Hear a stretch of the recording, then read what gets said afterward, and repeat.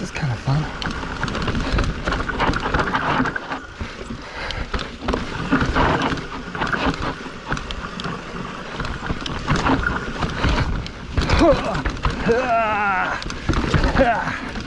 What's up, YouTube? That footage was from yesterday's ride out at UCSC in Santa Cruz, California, with trail names like Up in Smoke or Lock 'em Up.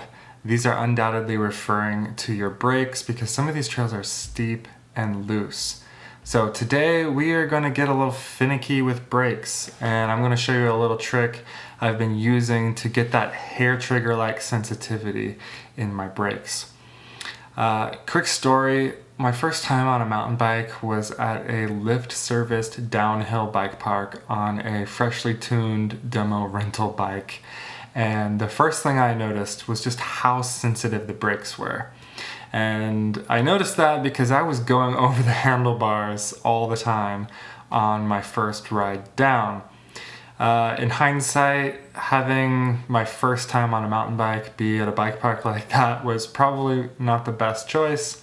However, that hair-like trigger sensitivity of those brakes that was killing me on the way down is now something that I cannot live without.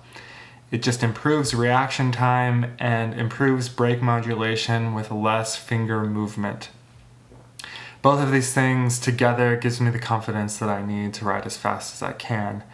When it's been a while since I've bled my brakes or done this adjustment, I just ride slower. The sensitivity of my brakes and the ability to make micro adjustments very quickly just feels that much safer and gives me the confidence to ride faster.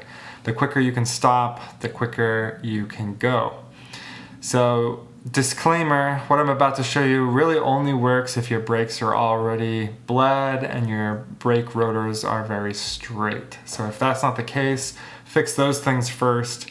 There are a lot of great videos out there on that subject. That's how I learned how to do these things. I'll try to find some links and put them below. Okay, so here we go.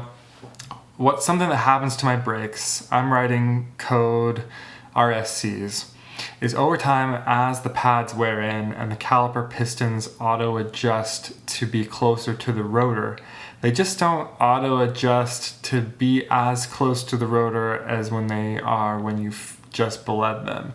Now, I could just bleed them again, but this usually occurs less than 10 rides after bleeding, and I really don't want to be bleeding my brakes every month or even every other month. That's just way too much. So here's what I do. I just take the wheel off, and what I'm going to do is actually fire the brake without the rotor in between the pads, and I'm just going to stick a little piece of cardboard or something a bit thinner than the brake rotor inside between the pads. What we want to do is trick the caliper pistons into extending further out and resting in a place that leaves a narrower space for the brake rotor. Now, depending on your brakes, you may want to push the lever down only once, or maybe not even all the way. I had some brakes on a previous bike that did not need a lot of pressure and only needed about half of a lever pull without the resistance of the rotor to move the pistons pretty far. So experiment with this. You definitely don't want to push your pistons all the way out. If that happens, you are definitely going to have to start over, bleed your brakes, all that messiness. Now, the correct way of doing this is actually by using this tool, this pad spacer that's made for these brakes. It's got a 1.8 millimeter thick section of it so that you can stick that into the caliper between the pads and get the distance set to the correct spacing for your rotor. And what I found is that doing this in between brake bleeds doesn't really do much because this is the same distance or the same thickness as the rotor. So I really only use this when I am bleeding my brakes.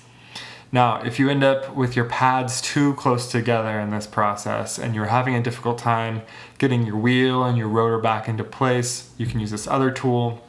This is a Park tool, PP 1.2 piston press tool that you can use to spread the pads apart. Just stick this in between the pads from beneath the rotor or beneath the caliper, and that should push the pistons back in.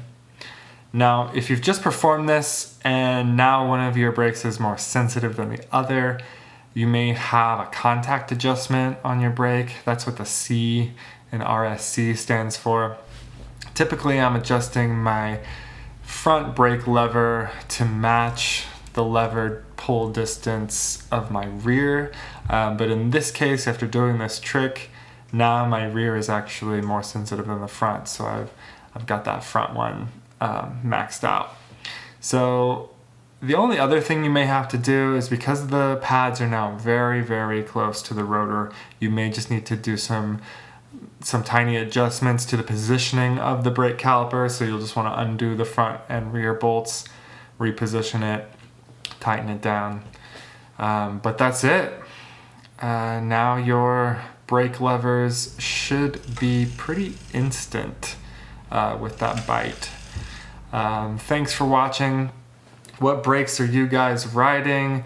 What brakes have you found that have the best responsive levers? Let me know in the comments.